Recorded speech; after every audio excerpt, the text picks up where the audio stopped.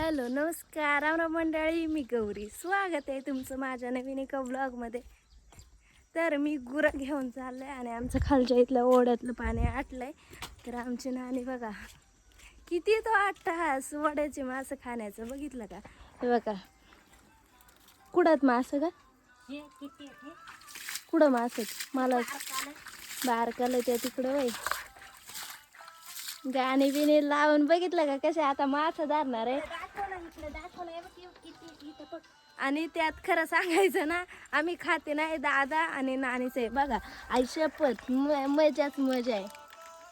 आणि मी जेव्हा खायचे ना तेव्हा बी मला आवडत नसायचं, काटा बिटा घुसायचं टेन्शन राहायचं, त्यामुळे मी काही खात नव्हते. हे इकडून हे इकडून सळ सळ सळ सळ करतात नुसतं सळ सळ.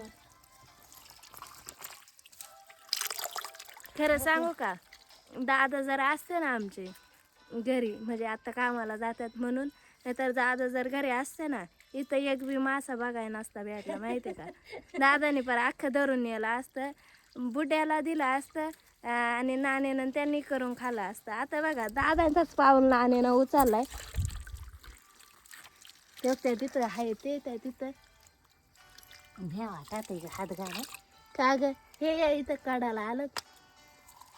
येरोळा बेरोळा असला हिरोळा काय नाही करत रे. तुमच्या इकडं पण असं वड्याचं छोट्याला मास काय, माशाला काय म्हणतात ह्या? तुमच्या इकडं पण मोरे मास आहेत का नाही, कमेंट मध्ये नक्की सांगा. आता आमची नानी अख्खं मास धरूनच घरी येणार आहे. आम्हाला लागली भूक, आम्ही जातो घरी आता.